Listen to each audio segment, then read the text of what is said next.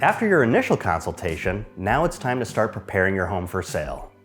Your real estate agent will give you specific instructions on what to do in terms of staging your home, cleaning your home, and other recommended items.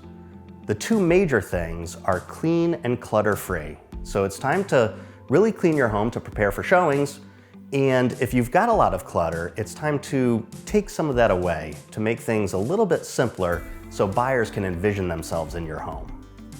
Don't forget about the exterior of your home. Curb appeal is really important.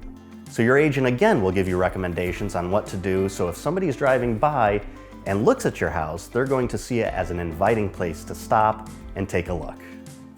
In preparing your home for sale, that initial consultation is important because your agent will prioritize what is important to prepare your home.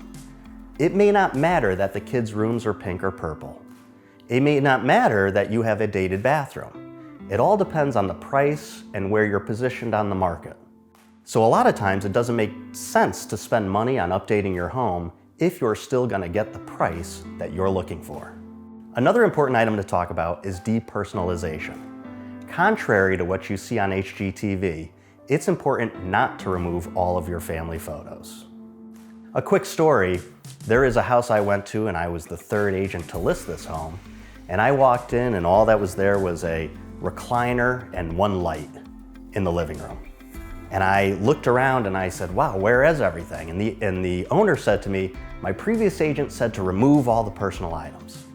And I said to them, you have to bring them all back. This doesn't feel homey. So it is really important that you don't want it to be too sterile. You want somebody as they're walking through your home to see a nice family photo and go, oh, that's a nice family, and just move right along.